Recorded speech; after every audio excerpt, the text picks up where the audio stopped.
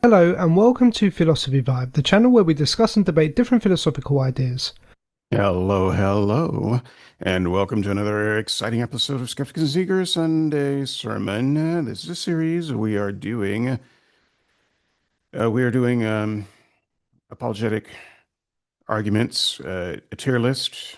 Ranking will be at the end, so just a reminder, the order that I do these in and whatever I say about them has no bearing on how they will be ranked in the final analysis, and hopefully that ranking will be done with a few friends, kind of like the last time. Hopefully they will be more right this time than they were before. Um, and interestingly enough, this is probably going to be true with all of the series I do, but it was true for the last one, and it's true for this one. When I do these, they're all the worst argument to me. Every one of these that I present could be the worst argument. I think of them as the worst argument until I start studying up and getting ready to do the next one. So we've done the moral argument, which is clearly and objectively the worst apologetic argument. Um, so that one's probably going to be number one, the highest being the least worst and the lowest number being the worst. That said, the moral argument, probably the worst, except for this one. And I'm gonna do something that is probably not a great way to do this, but I have my reasons. So today we're doing the teleological argument, but it's also the anthropic principle. So the anthropic argument. We might also throw in some cosmological argument. So all of that kind of in one big bundle, and in the write-up, I called it Anthropic. But the reason I'm doing this and the reason I'm not breaking them out is because they're all the same argument to me. Now, one of the reasons they're all the same argument to me is I'm not a scientist. I'm also not a philosopher, but I would rather play a philosopher than a scientist if I had to pick one, because science has some real hard knowledge boundaries that you can't fake your way through. You actually have to know things to play in that arena. So, but what I know about all of these arguments is that they are, in their way, appeals to science.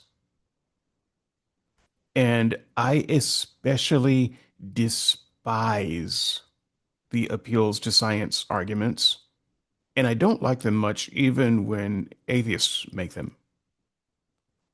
I can tolerate them more when atheists make them because I believe in my heart, and you can just, you can, you need to know my biases, I guess. I believe that atheists are doing something different when they cite science than Christians. They're not doing the same thing. They're not making the same kind of argument, even when they both appeal to science.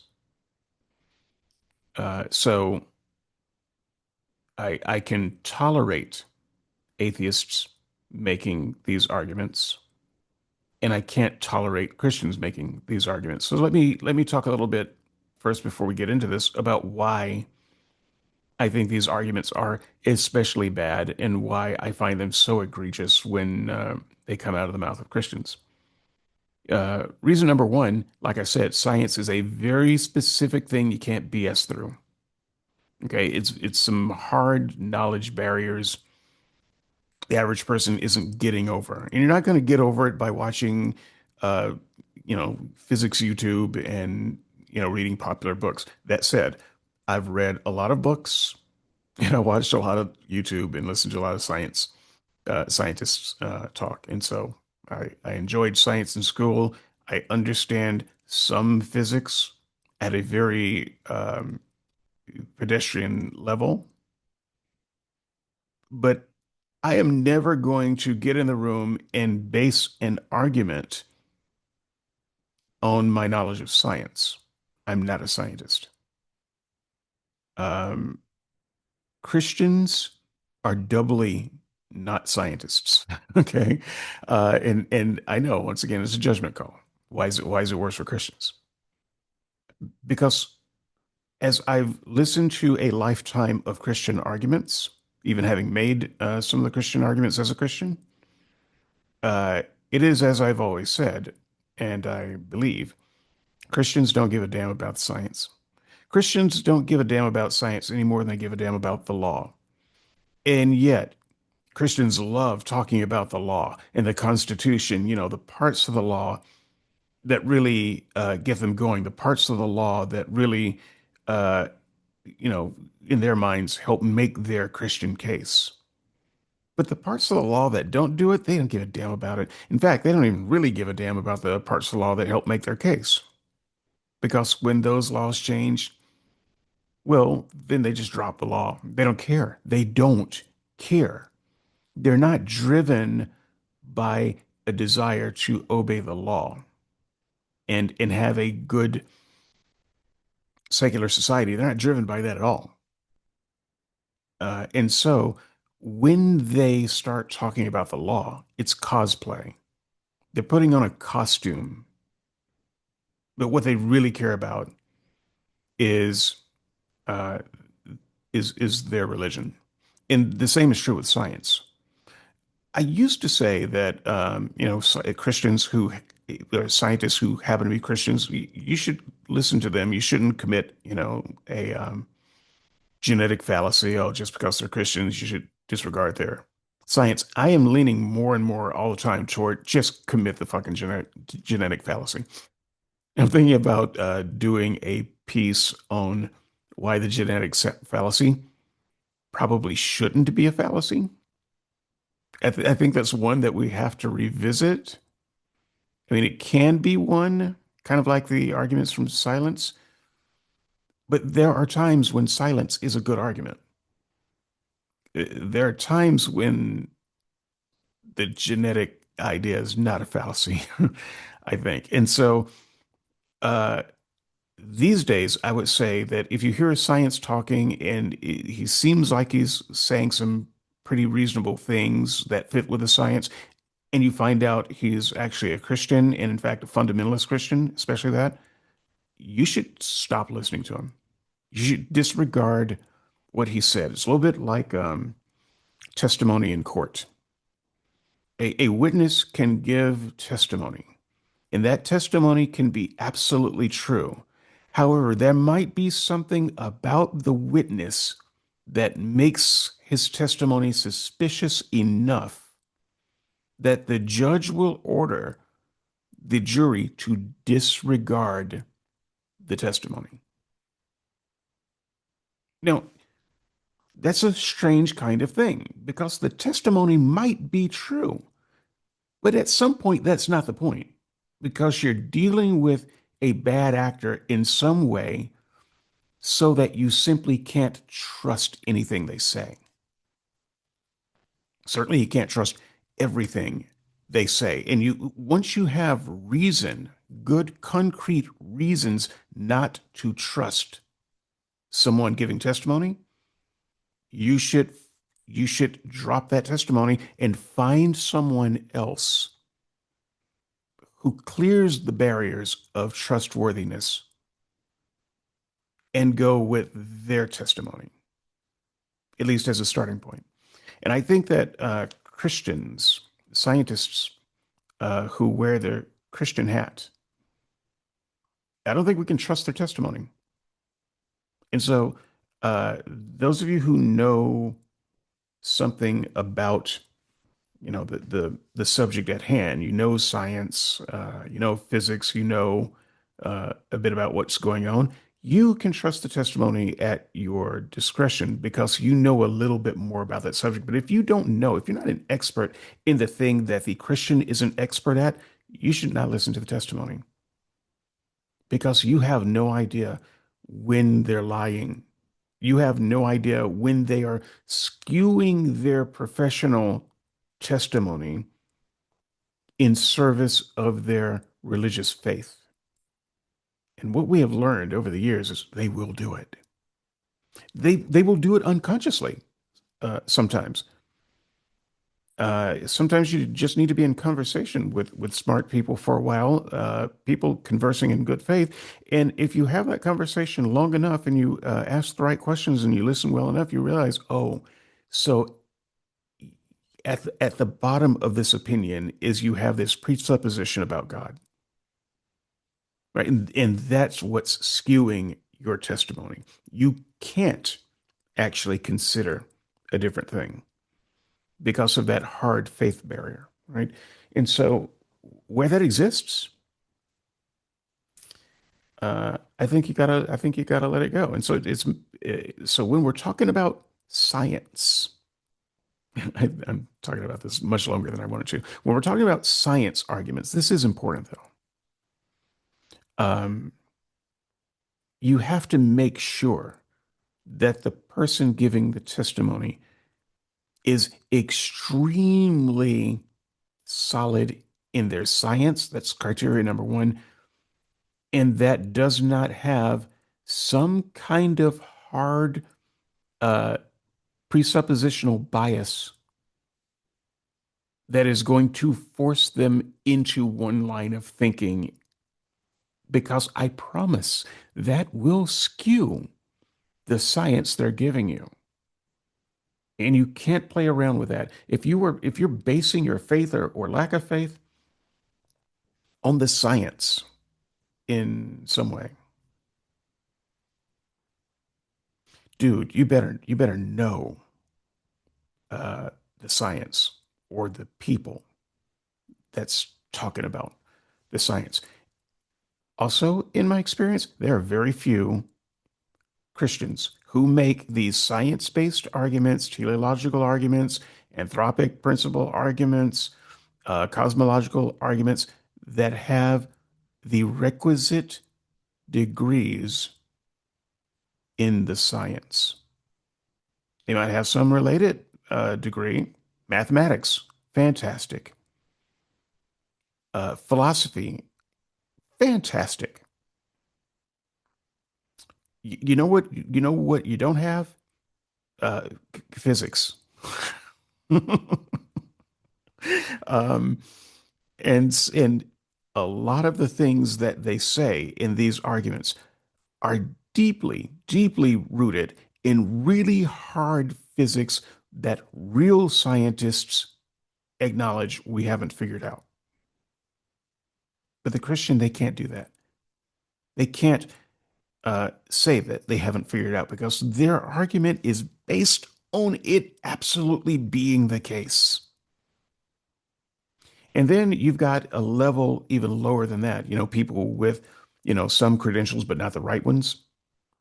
But, they've still read a few books. All right. You got the people, the YouTubers. This is what most people run into, the TikTokers and YouTubers. The normies like me trying to make a scientific argument, and all they're doing is regurgitating a talking point. Again, you might get away with that in philosophy. Okay, you're not going to get away with it in science. You should never let someone get away with swaying your idea one way or another about a God who's just spitballing based on some shit they heard on YouTube. So all scientific arguments for God are bad before we look into them, before we even look at it. They are absolute shit. Okay, this is actually a fairly short video. Let's see how much of it we can get through before I lose it. Today we're going to be discussing the teleological argument. Now, the teleological argument is an argument that tries to prove the existence of God through a focus on the design of our world. It is also referred to as the design argument. In short, it claims that because of the complexity of our world and our universe, some thinking being needed to design it. Look how complex the human body is. Look how precise and well balanced our planet is, making it able for us to live and grow.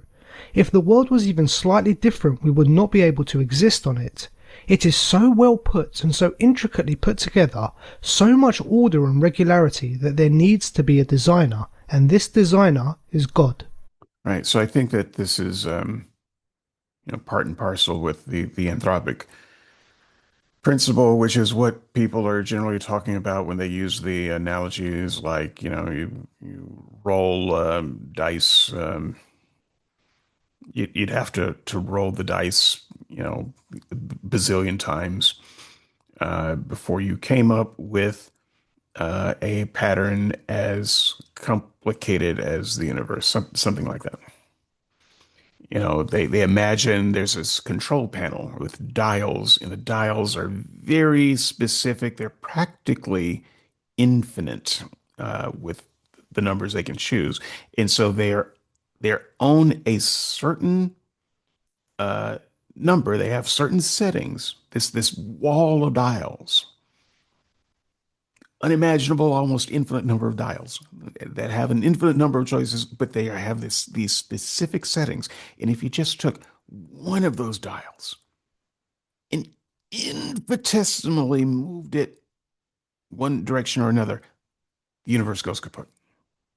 Or at the very least, life like ours becomes not possible. This is an anthropic principle kind of argument. And this gives me the excuse to say this. When you're dealing with a science uh, argument, um, some kind of apologetic that is heavily dependent on a science thing. Um, I forgot what I was about to say, and it was rather biting. I'm too old for this shit. Well, you reached that conclusion pretty quickly. Okay, let me explain in a bit more depth. Now, the word teleological comes from the Greek word delos, which means end or purpose or goal, and that is the fundamental principle of the teleological argument. Everything has a goal. In what way? If something has a purpose, then it must have been designed in order to have this purpose. Okay, this is where we need to deal with some um, definitions. So when the Christian starts talking about purpose, they're probably not talking about what you're talking about. And this I say all the time. This is true with all of the apologetic arguments. This is true with pretty much every argument that you're going to have with a Christian about anything. Because in order for them to get to their conclusion, they're changing the definition of something. Or they're over-indexing on a particular aspect of a definition and not others. And so you really, really have to watch for the definitional traps. Just to be generous here, I think most of them aren't doing it on purpose. They have been so brainwashed into the cult, though, that they just learned to use language in a certain way. They've learned to use words in a certain way that are very vague. Um, and you think they're saying one thing and they think they're saying another, and they don't even understand what your objection is to the word. It's like spiritual. Yeah, how much do Christians rely on spiritual things? Have you ever heard a Christian define spiritual? They can't. Whatever they're thinking it means, I guarantee you it's something different than what you're thinking it means. It always has a splash of magic and that sort of thing. Purpose is like this. So think about purpose and meaning and function. These three words. I've written about this, and I don't know how much of this I'm going to talk about in this show or not, but it is relevant here to recognize these three words: purpose and meaning and function. They are slightly different. The first two Christians think of in metaphysical terms, completely, entirely metaphysical terms. Secularist does not. And then the last one, function, is something that the Christian tends to think of the same way as secularists. thinks of. But this is why they don't use that word very much. So if the teleological argument was about function, it wouldn't work because function is just a matter of what you use a thing for. How useful it is for a certain thing. Nothing has to be designed to have a function. All right, there are things that function well that were not designed to function that way because function is based on uh, various use cases. If you want to pound nails and you don't have a hammer, what you need is something that is functionally capable of helping you pound nails. And you see a nice rock with the right size and weight. Fantastic. That rock is just as functional as a hammer for what you need to do. But the teleological argument doesn't work if we're talking merely about function, which is why they talk about purpose, because they can move that word into some metaphysical, some very vague and shaky metaphysical space. And now they can make some claims, as you can about anything in metaphysical space, because it's completely unfalsifiable. You can now that thing now becomes useful for the Christian in their argument. And so we're not talking about function here. We're talking about purpose. And so anything that has a purpose has to be designed by someone. And what the atheist hears is, but there are a lot of things that are very purposeful and useful that aren't designed. And when you have that thought, you need to understand right away that there's a disconnect in language. And there's a reason why the Christian is talking about purpose and not function. And what you're probably talking about is function and usage and that sort of thing. But a purpose is something that is almost spiritually endowed upon a thing, so that even if no one ever uses it for that purpose still exists. If that thing never lives up to that purpose, it still has the purpose. This is how metaphysical nonsense works. Um, so, yeah, there might, in fact, be a purpose uh, intended hammer sitting right within hand's reach. But that hammer is not quite heavy enough for what you need, and that head on that hammer is really small. And you are sick and tired of banging your fingers. So that hammer actually takes a little bit of skill to use correctly and get the most out of its purpose. So you still might pick up the rock because you can pound the nail better with the rock. And the rock doesn't have any purpose at all. It's just a rock. So what the teleological argument would argue here is that even though you used a rock for the function, the hammer is the thing that is endowed with purpose, and it has that purposeful endowment whether anyone ever uses it, whether anyone ever sees it. Maybe the creator of the hammer is getting ready to go to a trade show and to get it patented, but he lost it. He lost it. He dropped it into a drainage ditch. It's gone forever. No one's ever going to see the hammer. But that hammer, wherever it exists, in a metaphysical way, still has purpose, some ethereal purpose that you cannot remove from the hammer. And the rock, no matter how many times you use it, doesn't have that purpose. It's not endowed with that purpose. That's not why God made that rock. Okay. So just understand that there's some wonkiness going on with the language.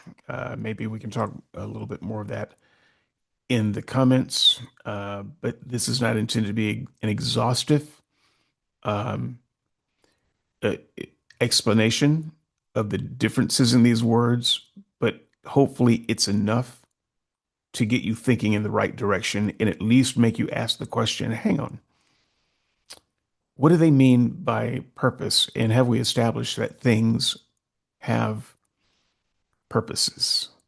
Um, I will say this about purpose. I have intent. There are things that I make that I intend for a certain thing. It doesn't mean that thing has any kind of metaphysical purpose. The only purpose it has is what I intend for it. But someone else might pick up that object and look at it and intend it for something else. So it's a different purpose for them. So so that the object doesn't have one metaphysical purpose that is attached to it for its lifetime. It has no purpose. I have purpose in that I have intent for how that thing is to be used. But my intent doesn't stop it from being a dumb object with no metaphysical presence or qualities. It's just a dumb object with my intent. My intent is what gives it purpose. And then when someone else sees it, their intent is what gives it purpose. It's borrowing purpose from people who can have intent. This is what the Christian wants to say. They want to imply that it has actually an actual metaphysical purpose. And the only way to explain that is that there be a metaphysical purposer. So that's what they're doing. Um, it is not going to ever work if we're only talking about physical human purposers. That doesn't get them where they want to go. In order to move and act to this specific goal. This was advocated by St. Thomas Aquinas. Aquinas had 5 ways of proving the existence of God, while his 5th way is considered to be the teleological argument. Aquinas argues that every non-intelligent thing in our world has its own purpose, a goal it tends to and it follows through natural law. Right, which is BS. Okay, I get that. If you accept that particular BS, the teleological argument will hold some sway for you. But you have to first accept the idea that things have metaphysical purpose attached to them. We look at a specific flower. If given sunlight and water, it will grow vertical. We can take a different flower, and again with sun and water it grows vertical. It's this direction and purpose of the flower following strict laws of nature. It always has the same end, always has the same delos. Okay. Now would you agree that something that lacks knowledge, an unintelligent thing, cannot fulfill a purpose unless it is guided by something with knowledge? Aquinas used the example of an archer and his bow and arrows. Imagine the unintelligent bow and arrows without their archer. It's just a bit of wood and string sitting there. In order Excuse me. A bow and arrow cannot fulfill purpose. It has no purpose. It's wood and string. The only thing it can do is facilitate your intention for that bow and arrow. Now, your intention for that bow and arrow might be to sit on a shelf and look pretty. But one might argue, and I think the Christian might argue, no, a bow and arrow is intended to be used to shoot things and maybe kill things. That's the ultimate purpose. I mean, a bow and arrow is a weapon. It's not a toy. It was never intended to be a toy. It's intended to be a weapon. If you make a weapons grade bow and arrow and just put it on a shelf, it's not fulfilling its purpose. And this is where I say, shut the fuck up. It doesn't have a purpose. It is only a thing in the world, and the only thing that can want it to be something are people with intent. So the bow and arrow is not a purpose ridden thing with a purposer uh, that that must fulfill uh, that intent through that thing, because the purpose is somehow attached to the thing. It's not. It is never attached to the thing. Um, Again, metaphysical language versus mundane language. It can be confusing, and you really, really have to parse these arguments with Christians saying very, very carefully. And once you see through that, once you get past the metaphysical fog that they are imparting on normal words and normal things, the whole illusion kind of falls apart. For this to achieve its purpose and do what it was meant to do, it needs the archer to place the arrow onto the bow and shoot it. As though in order for the bow and arrow to reach its purpose, it needs an intelligent being, someone with knowledge to guide it right. Yes. Well then, most of nature is unintelligent, yet nature itself has a purpose. Everything within nature is following a direction. So then, if every unintelligent thing needs an intelligent being to guide it, then it seems that nature, our world, and our universe needs an intelligent being to give it this direction, to give everything its purpose, and this being is what we call God. Right, I see. The teleological argument was further developed by William Paley, who argued from 2 points of view. Okay, I just want to nitpick here, because there are other arguments that uh, end up in the same place. The moral argument is like this. It's a redefinitional argument. Uh, if God exists, he exists as a person. That would be the only God that I would care about debating anyway, because otherwise you're just renaming things as God. Um, with the moral argument, it's that there are moral truths out there, objective moral truths. And so there's objective moral law, and that means that there must be an objective moral lawgiver. And whatever it is that grounds that morality, that's what we call God. We heard that the last show. That's not God. Okay, God is a person, and maybe he's not interested in morality at all. So maybe someone else grounds God, grounds morality. Maybe it's someone else that is your God. But you are starting with the morality, and then you are saying whatever the genesis of that morality is God. So that is just malformed in every way. Because if what you want to prove is a specific person, you can't just focus on a particular attribute in the world. And this is the same kind of fallacious thing happening here. So you know, whatever gives a thing its purpose, whatever gives the universe its purpose, that's what we call God. You'll notice that language. But maybe God, there's a way of reading the Bible where God doesn't actually create the universe at all. He's working with some stuff that was already here. Uh, Maybe he took a lump of clay and he repurposed some of it, but maybe he didn't give it the original purpose. Maybe something else gave it the original purpose, and that's what you would have to call God. Instead of focusing on the God that you actually believe in and working from there, you're trying to take an idea or a principle and work backward to God. You never actually, and this is true about all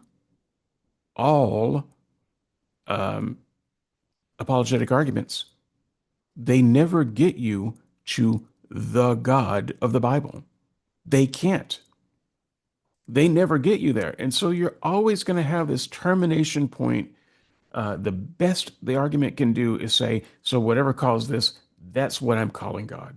You're just redefining God uh, in every argument, and you're redefining it to be the genesis of the characteristic that you're talking about.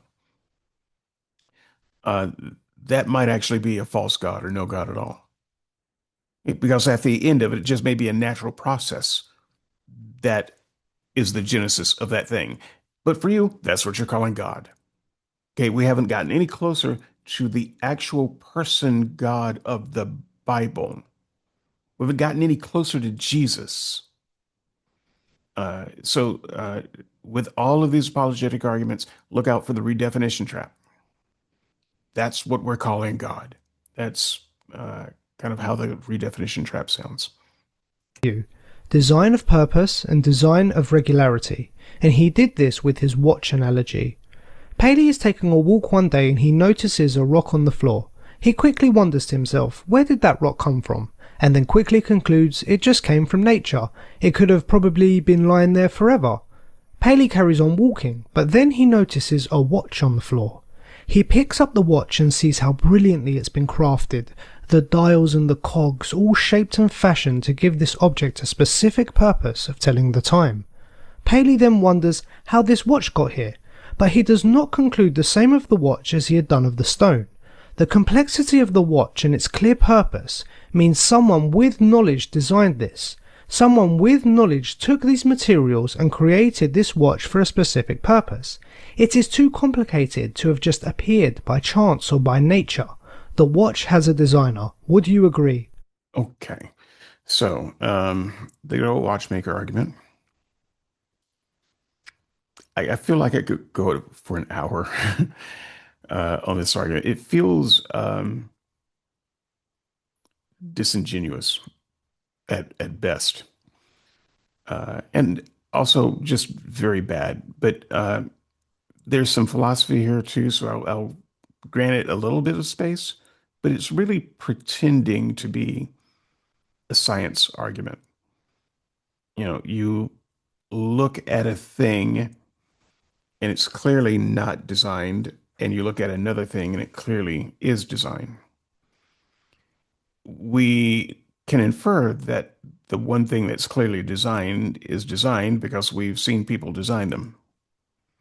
It's the kind of thing we humans design. And if indeed the purpose, the function of this watch is clearly to tell the time of day, then we can deduce that whoever made this watch cares about the time of day.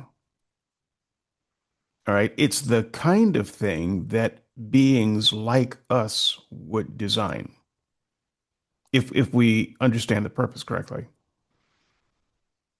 All right. You look at the rock and you immediately dismiss it because that's not the kind of thing that people like us would design. So that's not designed. There are a couple of problems with this. Problem number one,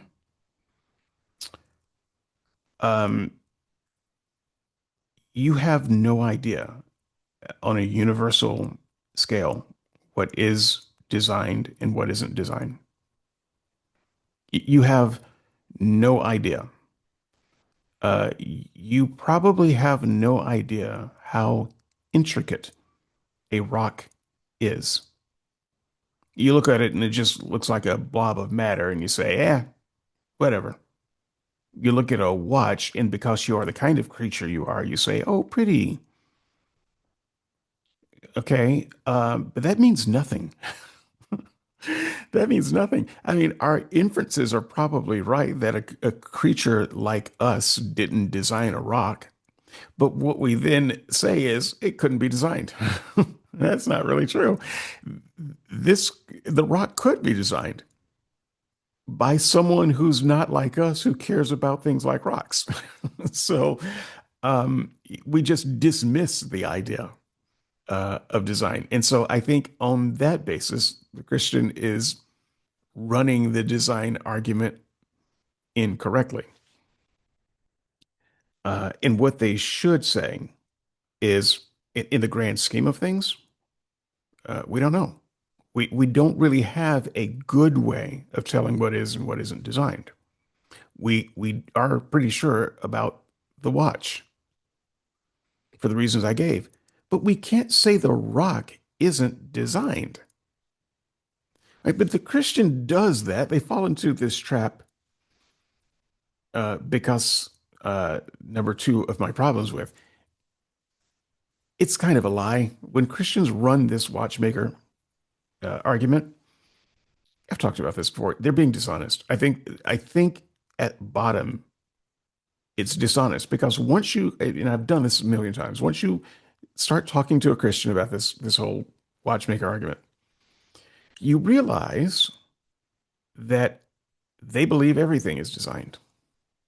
They don't believe in undesigned things. And so it's only a head fake when they're pretending like they believe one thing is designed and another is not designed because they don't believe that anything is undesigned. Everything is designed by their designer.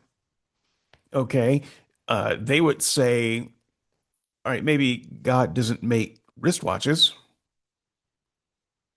but he makes quasars.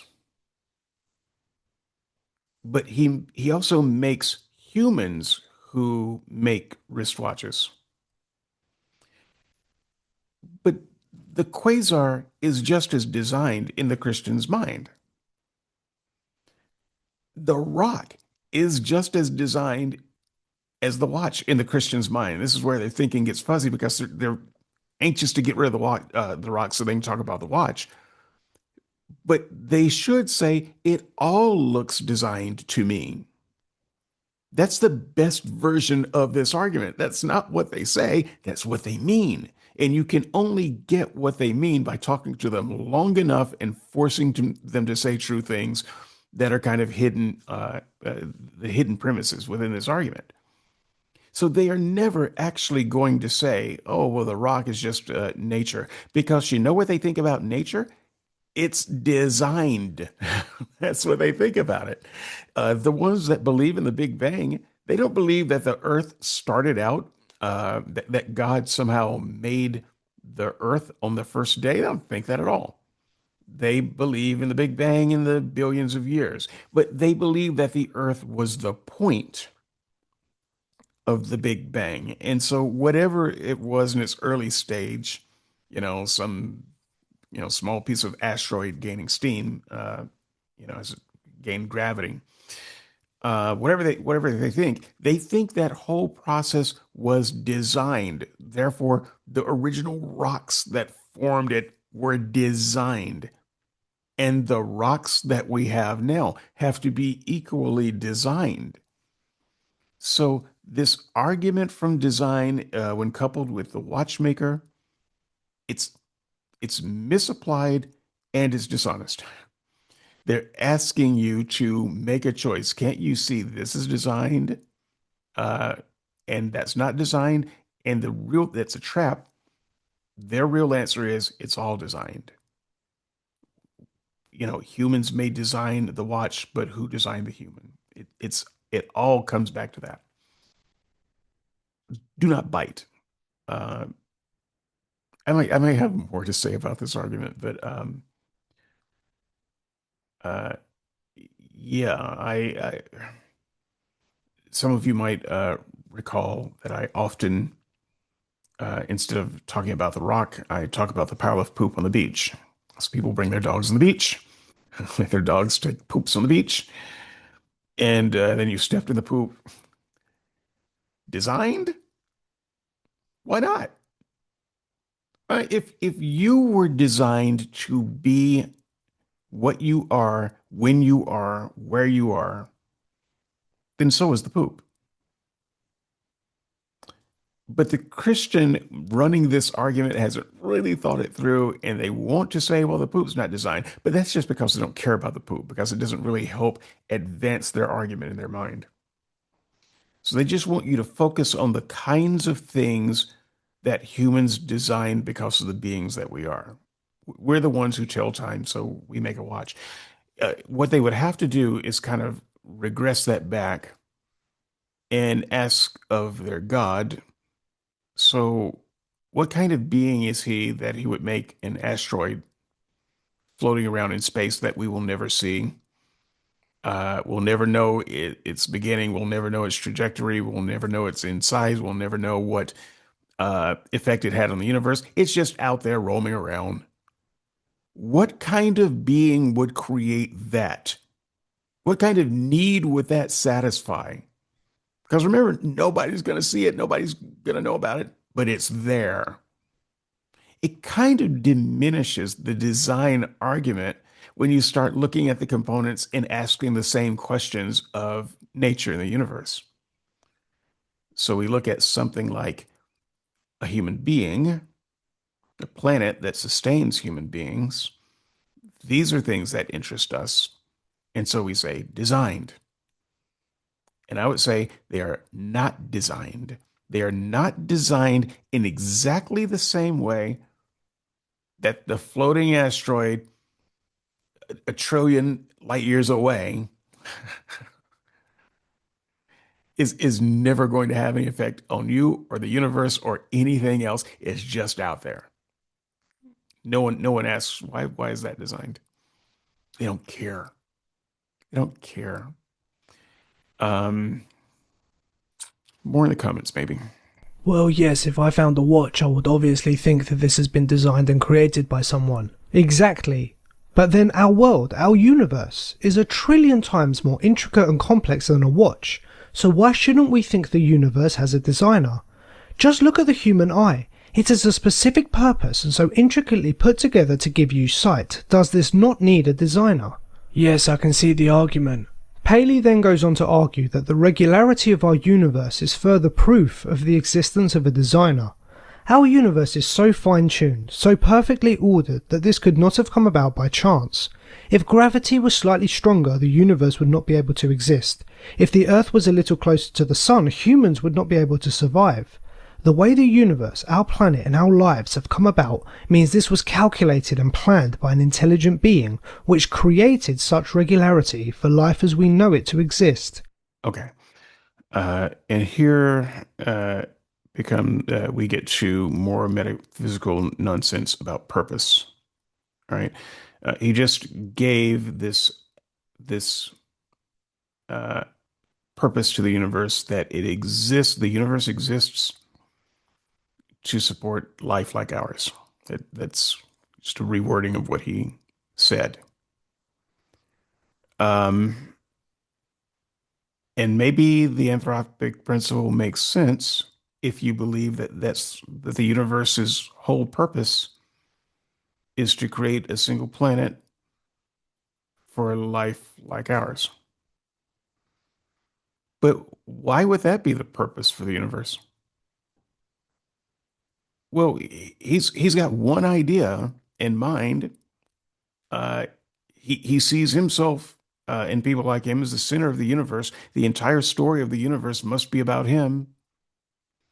And because there's only a narrow range of places that we can be in this universe and narrow ways that we can be in this universe, everything was fine-tuned for us.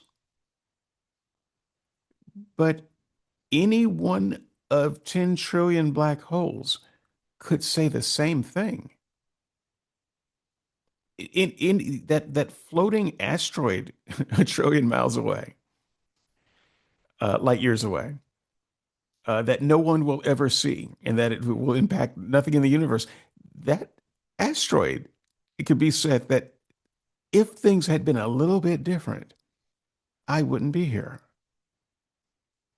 So I must be the purpose for the universe. In order to get this argument off the ground, you've got to come up with some kind of fake purpose for the universe.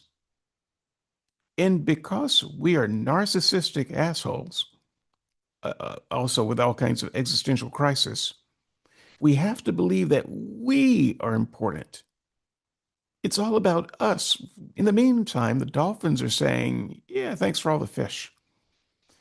Um, so there has never been, because there can't be, an argument for why we would be the purpose of the universe, why life like ours would be the purpose of the universe. And it seems to me like if our purpose, this video is going to say some of this, but I'll say it first. It seemed like if there was going to be a universe whose purpose was to support life like ours, it wouldn't be so finely tuned to kill us at the drop of a hat. I mean, we barely have one tiny speck to live on, and we only have a handful of years at best because the sun's going to get you. The radiation, the cancer is going to get you.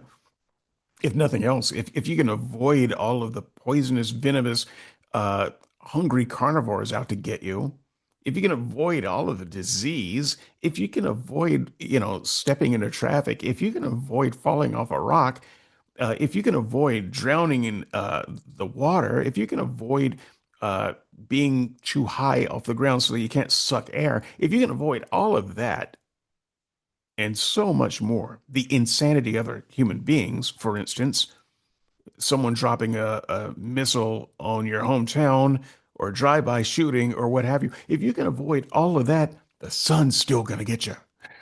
Right? This universe seems to be finely tuned to eviscerate life like ours. So there's simply no good argument, except narcissistic ones, to believe that the universe uh, was somehow designed just for you. All evidence to the contrary. And that some, therefore, universal creator designed everything just for you. We need something to ground that, if I can borrow the apologist language here. And for that, they have nothing. And this being is God. With both Aquinas and Paley's arguments, I think it's right to agree that there is an intelligent designer behind the creation of the universe. Although it's a compelling argument, I do not think the teleological argument proves the existence of God. You're being too kind. It's not a compelling argument. There are a lot of problems with this theory. Go ahead, tell me. Well, although I can see Paley's logic, a complex watch needs a designer, so a complex universe needs a designer, it is still ultimately an argument from analogy. A watch is not the universe, it is completely different. So to just infer that the same principles apply by no means proves the existence of God. We have observed a watch being designed and created, and so we know if we found a watch it obviously has a designer. However, we have made no such observations with the universe, so why should we just assume it has a designer? Okay. David Hume said such thought leads you into an anthropomorphic concept of God, as though we have given God human qualities. So let me give another analogy to kind of support this idea. If the only thing you know about reproduction is the kind of reproduction that humans do, sexual reproduction, you would think that everything with life is done through sexual reproduction. It isn't. It isn't. One of the things that blew my mind when I was in school, pretty young, is the idea of asexual reproduction. That things that do not need a partner to reproduce more life. But if all you know is human style reproduction, you might intuit that every other creature and thing that we call life has the same kind of, if you will, creation through sexual reproduction. You would be wrong. And that is the mistake that, one of the mistakes that people make with this watchmaker analogy. And the reason they can make that mistake with such confidence is they actually don't know shit about science and origins and things like that. You can make this slipshod philosophical argument because they think they're sliding it in a gap that we don't know. And so the universe must be made the same way watches are made. You know, someone gets an idea and they start tinkering and put things together. That is the same nonsense as thinking that everything alive is through sexual reproduction. And so, hopefully, using that analogy helps you understand why ultimately the watchmaker analogy is a scientific claim that is unfounded and presented by people who don't know the science. Look at the reasoning of the teleological argument. A watch is complex, so a human designed it. The universe is very complex, so a superhuman must have designed it. It is not really consistent with the concept of a perfect God, really, because the perfect God would be nothing like a human in any way, shape or form. So why should we reach the conclusion that just because a human designs complex things, God must therefore design even more complex things? So how else would you explain our intricate universe with such regularity? I mean, okay, and again, this would be an argument from credulity or incredulity, whichever one that means, man, I just don't understand how this thing could be. I just can't imagine how a thing like this could be without, magical power. Um, that's because you don't know shit about the science that you're talking around. Um, Sorry. I do not think you appreciate how finely tuned this planet is, how perfectly structured it is. Oh, believe me, I do. And that is why I think it seems more down to chance than it does in intelligent design. Chance? You think this was all a fluke? All of this, such an intricate design, such regularity, was just chance? Yes, and I think this for two reasons. Firstly, no matter how fine-tuned and regular a universe is, it does not instantly rule out the possibility of chance, something I think Aquinas and Paley ruled out too quickly. I understand how precise and accurate the world and the universe had to be in order for life to grow on it. Assuming that life was supposed to grow in it, life seems to be the fungus. Life seems to be the cancer in this universe, not the purpose. However, in an infinite amount of time, any possible state of affairs that could happen will eventually come up. So this regularity we see could just be the result of trillions and trillions of years of just randomness, different universes coming in and out of existence, and then eventually a universe randomly came about, which resulted in a planet that just so happened to have the right amount of gravity at the perfect distance from a large star with the perfect amount of oxygen and a liquid substance enabling life to grow. Yeah, so while some of that is sensible, I just want to be on record as because he's going to get you the, infinite monkeys, for infinite time typing out Shakespeare. I don't buy that argument for a moment. Infinite typewriters, infinite monkeys, infinite time. I don't think you get Shakespeare.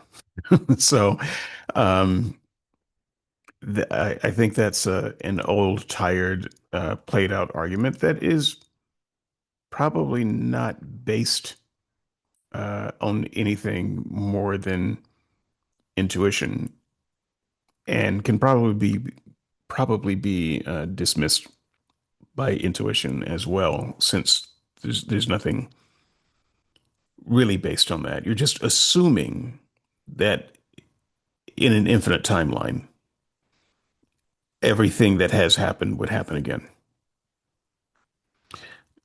So in infinite universes, this very same universe down to the atom would happen again infinite number of times.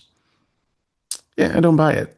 Um, I think it's more likely that if you have an infinite amount of possibilities, you have no reason to repeat um, the same thing again. You could just so before you think about repeating the exact same thing, you would have to think about exhausting all of the different possibilities down to the the smallest electron in its various placements within this universe. You'd have to think about all of that and an incalculable number of things. We just will call it infinite, happening again the same way. I don't know that an infinite timeline would give you that. There was no guarantee that we would get it once.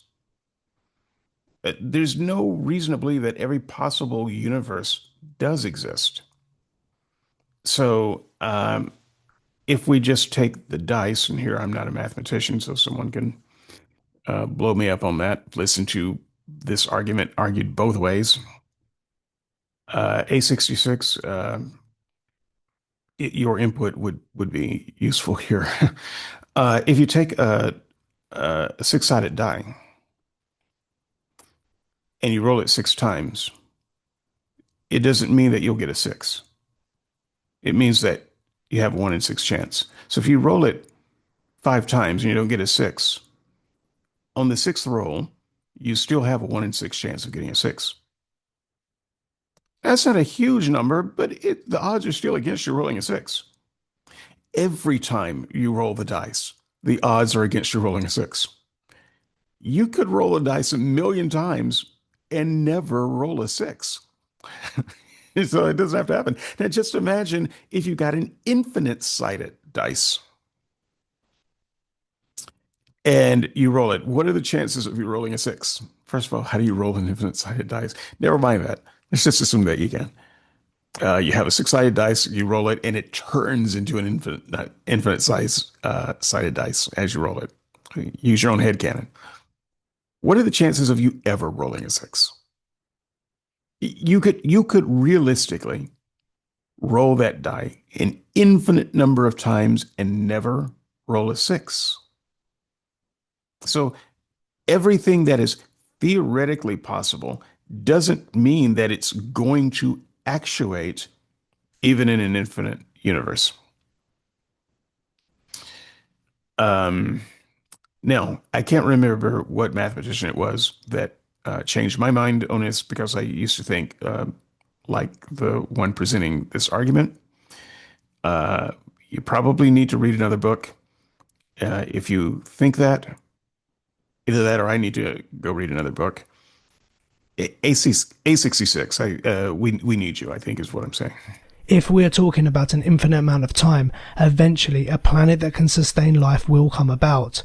Have you heard the theory that if an infinite amount of monkeys randomly hits an infinite amount of typewriters for an infinite amount of years, eventually one of them will randomly type the complete works of Shakespeare word for word? This would not be done through a conscious effort or knowledge by the monkey. It is completely random. However, given enough time, the precise sequence of all the letters resulting in Shakespeare's work will randomly get typed, and it is the same with the universe. There have been billions of universes randomly coming in and out of existence, and then finally one that resulted in the planet Earth with our life. It does not need an intelligent designer to explain such regularity. I don't know if... So I agree with that part, the part after the monkeys. Then again, I'm a believer in the multiverse. So there's that. I happen to be a fan of Sean Carroll, who is a multiverser. He's also a string theory guy, I think. At least he has sympathies for it. There's no way that we're ever going to prove or ultimately disprove string theory, and so it's a dead end of a theory. I like it because I can kind of partially wrap my head around it. It provides good explanation for a theory of everything. It's a very mathematically nice theory. The reason scientists don't buy it, though, even the ones that like it, is because we can't prove it. So there are things about it that seem a little wild and maybe wrong, but it doesn't matter. We can never prove it. So I don't think that it's ever going to be the theory. There are too many things.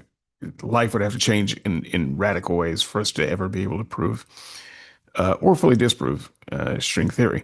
The multiverse, on the other hand, I think is almost certainly uh, the way the universe is. That said, uh, I do believe that our universe is just a product of that. It's a universe where we exist. And in another universe, apes rule the world. Uh, right, and we're like rats there. In a different universe, there is no life that speaks, but everything flies. Twist the dials enough. There are ways to come up with different versions of the universe, and there's no reason to believe that one version of it is more special than another. I mean, think about a universe that exists exactly like ours, except there was no Hitler. Just whatever happened in the universe, it so happened that the atoms didn't come together to produce a Hitler. That universe could exist. I doubt it. Uh, but then the people in that universe will be saying our universe is clearly the purpose of creation. Those people with a Hitler in it, clearly they're not the purpose of creation. Otherwise, they wouldn't have had a Hitler. But um, just to be clear, I am a proponent of the multiverse. I do think that all kinds of universes pop in and out of existence. Maybe some that are much, much, much, much older than ours, and others that lasted for a microsecond. So I just don't see anything special attached to this universe as opposed to all of the other universes. I can agree with that. How can such detail, such precise regularity be down to chance? Well, that's my second point. Why do you think our universe is so great? If you really think about it, you could quite reasonably say that the very planet and universe we live in seems more like chance than design. Really? How could you say that? John Stuart Mill's exact words were, "Nearly all the things which men are hanged or imprisoned for doing to one another are nature's everyday performances." Meaning, nature is cruel, it is violent. We have animals that need to kill other animals for their own survival. We have weather that destroys thousands of creatures. We have diseases that kill all the time. We even have creatures come in and then out of existence. Animals completely extinct, annihilated. For what reason would this be for? Why would an intelligent designer create such a harsh, cruel world that is so wasteful? And the theist would say, well, he didn't create it that way. Sin messed it up. But then the full-on magic is out for everyone to see. Because their argument ultimately can't be for the universe we have. They can't argue that this universe was intelligently designed by God because it wasn't intelligently designed by God. This is the snake eating the tail of this argument. If you say the universe was designed by God and you mention all of the cancers and the fact that we live short, brutal lives, the Christian then turns on a dime and says, but that's not how it was created. And so the universe that they think, that they claim was created by God is gone. It only lives in their head. It only lives in their fantasy. This is the undesigned universe, the universe that sin fucked up. And God didn't have this universe in mind. You are hung by your own petard with this particular argument. You either have to say this moment right now is exactly how God designed the earth, or you have to say that we fucked it up and that we do not see an example of the way God designed the earth. Your argument from design, all of your science-based arguments fail at this point. In the same way, the cosmological argument, we might touch that one separately. Your anthropic argument, all of that actually fails the moment you let in sin and say that sin fucked up the universe. because then all of a sudden you're living in an universe that God didn't design. If we step back and look at our planet, it in fact seems more like something that would come about through chance than design. The problem is, you as a human are so well adapted to your environment, you think it was designed specifically for you. So you are putting in place a designer that you think consciously built this whole planet for you to live on. However, we have come a long way in science, and Darwin's natural selection and theory of evolution have shown us that humans were not always as we are now. We were animals that changed, grew and adapted over time. We look around and think the things around us are here for a specific purpose, but in fact, they have just adapted to the environment that they are in. We notice how a bird can fly in the sky, or how a fish can swim underwater. This has just been a gradual step-by-step process over many years, which through natural selection has resulted into the beings we see today. As the weak species die, the strong species survive, changing, adapting and growing to their environment. This planet and this universe was not designed for us. We merely adapted to the environment in order to survive. You think this is a fine-tuned planet by a designer. I am saying this is a random planet come about by chance in a random universe in which over millions of years we have come adapted to. Good point. Now, if you were interested in this debate, please check out our book, Does God Exist? A Philosophical Inquiry. Available hardback and ebook, just visit philosophyvibe.com. The teleological argument is covered in there. And that's it for now. Thank you for watching. We hope you enjoyed the vibe. Please post your comments and your thoughts below about the teleological argument. We'd really like to hear them. All right. So we come to the end of that. So in the book that they are kind of acting out here, it's an exploration of philosophy. You know, is there a God? You know, it's a philosophical search. All apologetics are philosophical. The ones that pretend to be science arguments are just philosophy dressed in a lab coat. They're not fundamentally science. Don't get sucked in. You can spend a long time going through various resources, science resources, in these arguments, thinking that you are making progress. You are not making progress, because at bottom, just to repeat myself, they don't give a damn about science anymore than they give a damn about law.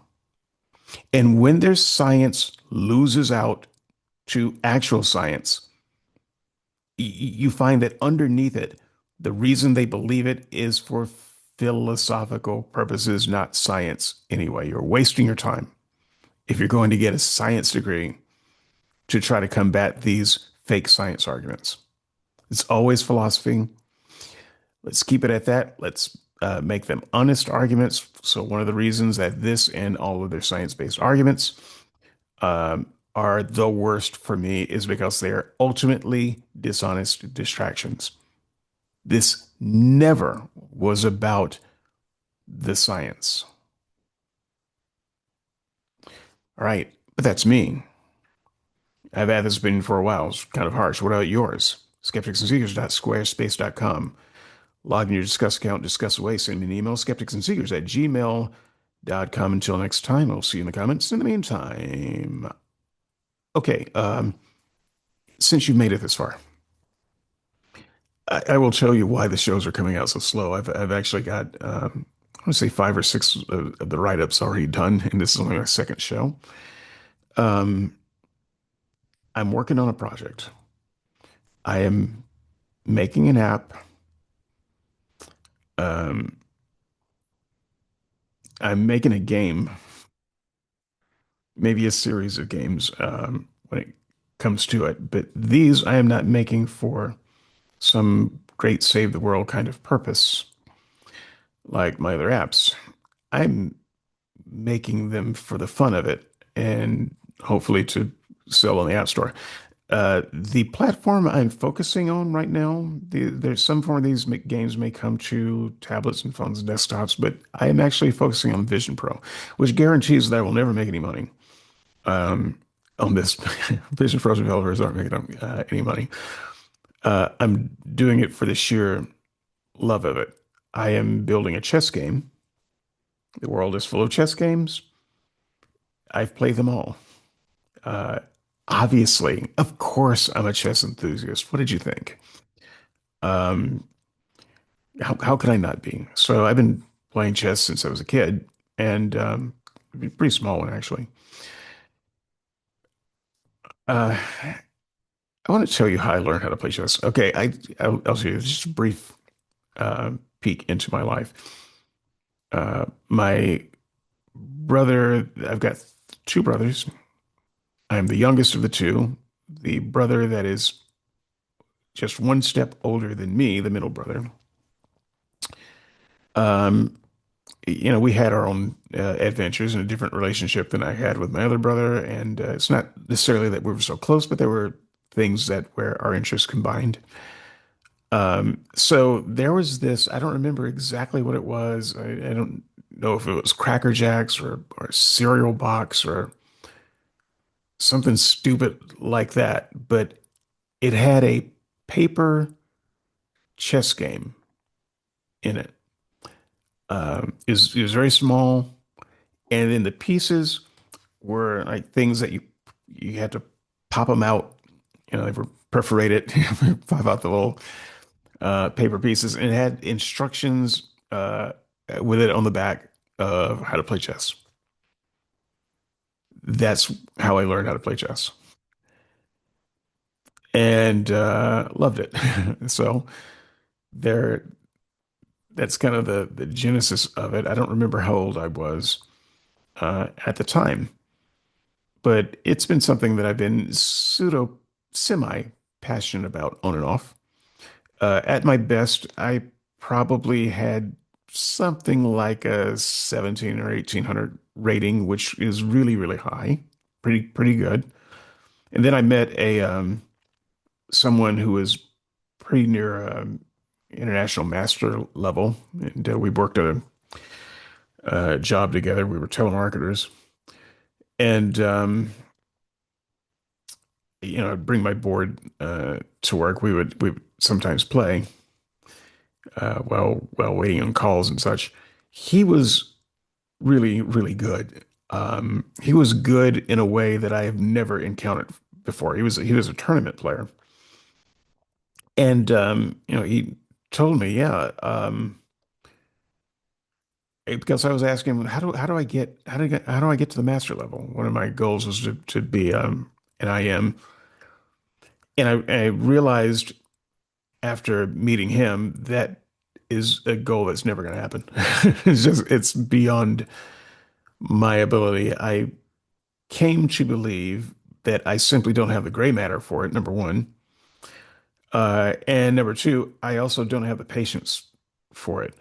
Because at a certain level in chess, uh, it's not about knowing how the game is played. At that level, they all know how to play the game. They all know how to evaluate a board. At some level, it becomes memory. You're in move 35 of some very well-known chess opening or middle game. Yeah, openings can last that long.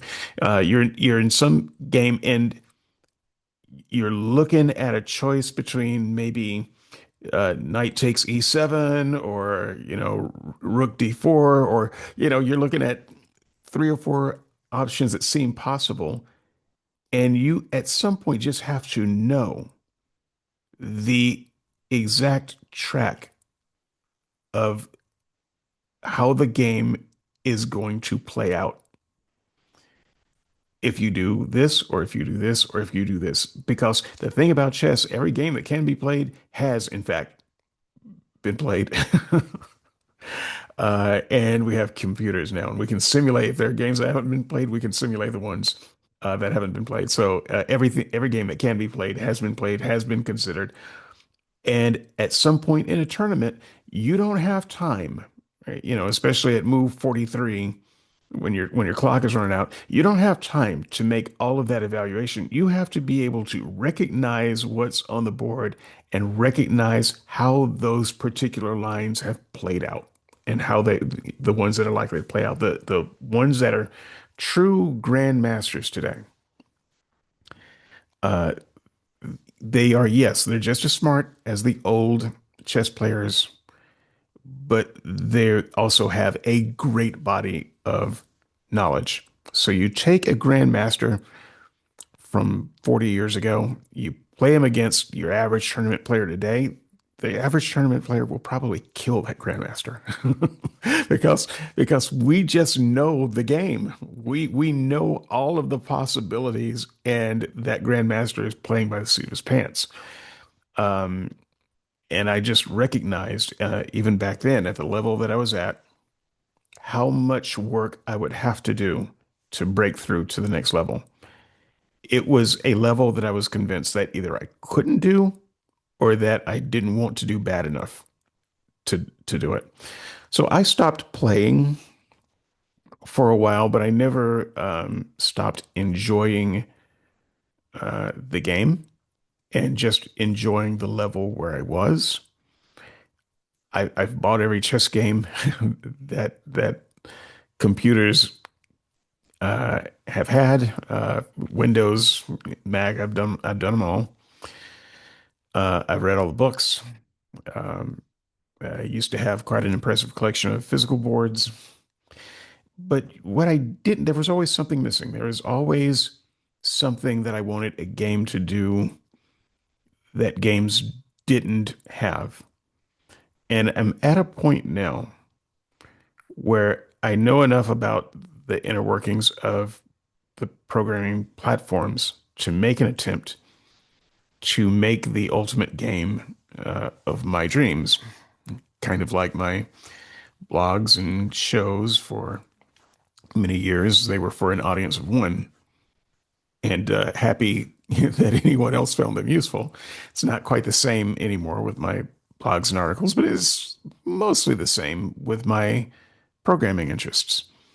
I am at this stage in my life building all of the programs that I have always wanted and or needed. And so this chess game adventure is one of those. And what I can tell you is that it is really, really good. It's by far the best thing that I've created with, a computer. It's beautiful functionally right now. It works. I can have a great deal of fun. The interface is very close to where I want it, and yet I've got a long ways to go before I really get all of what I want to do out of this game. It is eating up all of my spare cycles. I am obsessive. Okay, don't be shocked by that. Of course I'm obsessive. um, and so when I start on a project that I really care about, whether back in the day it was music, but when I really care about, I will get up early in the morning. I will plant myself in my chair in my station. I will not look up until noon. If I got all day, I won't even look up. I might realize somewhere around the afternoon, oh, wait, I've got to go pee. I won't eat. Uh, I won't go to bed at a reasonable time. I am obsessive when a project really has me by the short hairs, and this one does. It has for a little while, but it's at a point now where I just can't stop. And all of my spare cycles go to that. And I have uh, videos in the background to satisfy one part of my mind that just has to be doing something else. And so you get a lot of videos that I post from other people because I'm always listening to stuff or watching stuff in the background where I'm thinking about my, next move with the app. So if this particular series comes out slower than what you think it should, that's because I'm barely spending enough time on it. I am taken by the programming gods, and I've got this vision that I now have at a point where I can make large parts of it a reality, and I can get immersed into this thing that I've created, and I love it. It is in fact the chess game that I've always wanted in my imagination. And I think that some other people might enjoy it too. Maybe three of them. So I plan to charge a lot of money. Um, I will be doing the same thing with all of the classic games, backgammon, Mancala, Parcheesi, checkers, all of the stuff that we grew up with and stuff that I don't have to license.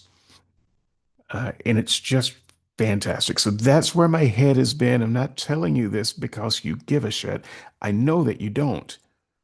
But for the things that you do care about, this is what's interfering with it from your perspective. And I just wanted to let you know that I have not forgotten about you. And there are so many other things going on in my life besides even this obsession. It's real hard to find time because my counter apologetics, hell, even when I had a lot of time, that's never been the number one thing I cared about. That is not my number one obsession at all and has never been.